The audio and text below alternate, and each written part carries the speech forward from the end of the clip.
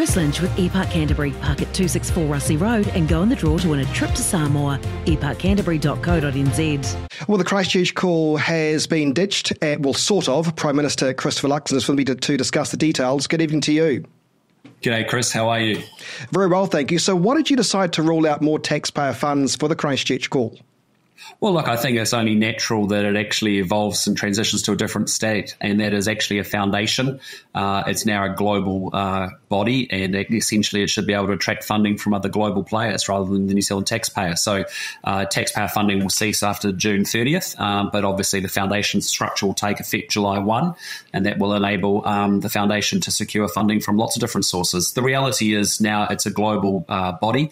It's got many other countries signed up to it. It's got many other industry players and also civil society bodies involved as well. So it's plenty of opportunity for it to secure funding from other sources. Dame Justine Greening was the special envoy to you, but now becomes a patron of the organisation. Was that her choice? Yes, I mean, it was actually a conversation that had started under my predecessor, and I first talked to her about it in November before I officially took on the Prime Ministership, because she was going to a Christchurch Call leadership meeting and wanted to appraise me of the thinking around moving it and transitioning it to a different model, and it was something I'm fully supportive of. I just think it's, naturally the New Zealand and French governments have supported it over the last 5 years. It's entirely appropriate that others now step up as well from a funding point of view, and I support the work. I mean, I think, trying to eliminate, violent extremist content online is really hard work, and actually pulling together protocols to help tech companies identify that content and to remove it as soon as horrific events like we saw in Christchurch. We just don't want that happening online to anyone else. Prime Minister Ardern said the call improved transparency on efforts to research and prevent and eliminate terrorist content. No doubt that has probably achieved that, but it was revealed that a member organisation of the, I think it was the advisory network to the call, claimed it was pressured into not releasing a report suggesting India wasn't honouring its commitments to the Christchurch Call. No doubt you're aware of those allegations. What do you make of that?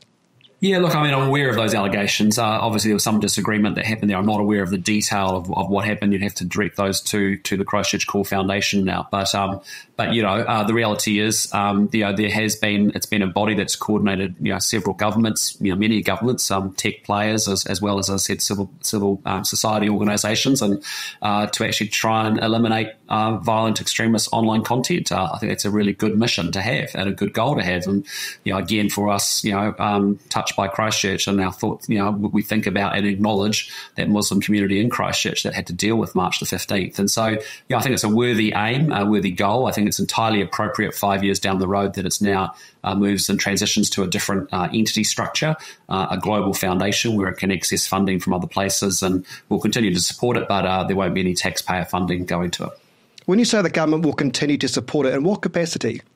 Well, I mean, we support the aims and the goals, right? And so if there's things that we can be doing ourselves as a government, we, of course, will have huge interest in doing anything that we can do here locally to avoid violent extremist content online. We'll continue to look at that.